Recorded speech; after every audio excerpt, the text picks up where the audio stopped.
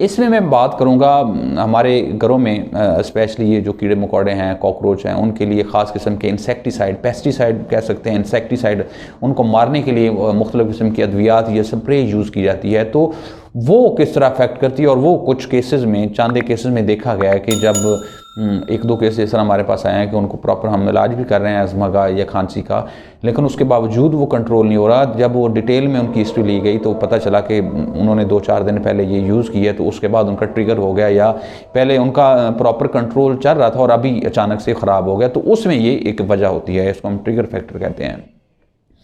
अब इसमें क्वेश्चन पैदा होता है कि इसमें ऐसी क्या चीज़ है जो करती है। इसमें असल में कार्बामेट्स होते हैं जो इंसेक्टिसाइड्स होते हैं, और ये जो कार्बामेट्स हैं ये बड़े स्ट्रॉन्ग किस्म के इरिटेंट्स होते हैं।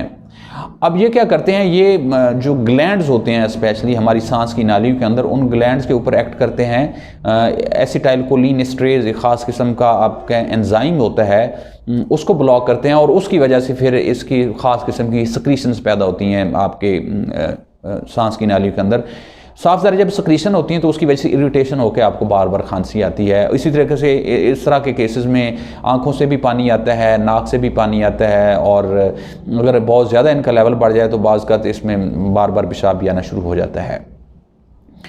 अब ये बेसिकली एक टॉक्सिसिटी होती है जो इंसेक्टिसाइड स्प्रे की वजह से हमारे जिस्म पे होती है। अब इसका पता किस तरह चलाया जाए। अब इसमें आपने देखना है कि अगर आपको पहले प्रॉब्लम चल रहा है, अगर और दूसरा कि नहीं पहले प्रॉब्लम अचानक हुआ, तो आपने जस्ट देखना है कि पिछले 5-7 दिनों में कहीं आपने अपने घर में ये स्प्रे तो नहीं की, ये कीड़े मकोड़े या कॉकरोच वगैरह मारने वाली। अगर वो स्प्रे की है तो वो पॉसिबली काज हो सकती है आपके इसके प्रॉब्लम का।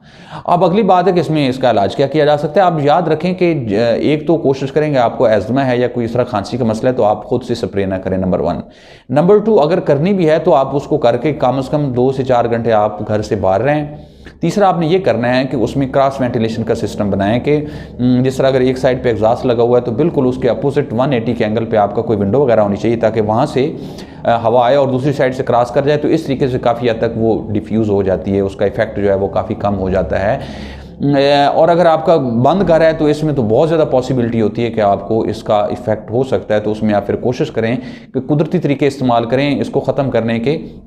वो मुख्तलिफ़ किस्म, जिस तरह मुख्तलिफ़ किस्म के केमिकल्स या सिरका वगैरह वो मिल जाता है, तो उस तरीके से आप इनको ख़त्म कर सकते हैं। ये कॉकरोच वगैरह हैं उनको ऊपर डालने से, तो फिर आप इससे परहेज़ करें।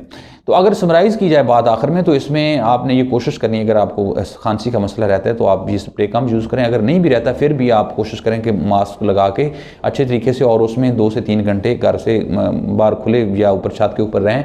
और उसके बाद आप इसका क्रॉस वेंटिलेशन का इंतज़ाम करें कि पंखे वगैरह चला दें और उसमें विंडोज़ और वो खोल दें ताकि ये प्रॉपर डिफ्यूज़ हो जाए ये जो स्प्रे है। अदरवाइज़ ये आपको इफेक्ट कर सकती है, सांस की नाली को इरिटेट करती है और उसकी वजह से ठीक ठाक किस्म की खांसी हो सकती है, और बाज़ का ये शुरुआत भी हो सकती है किसी के एज़मा की। तो इसलिए आप इसमें परहेज़ करें।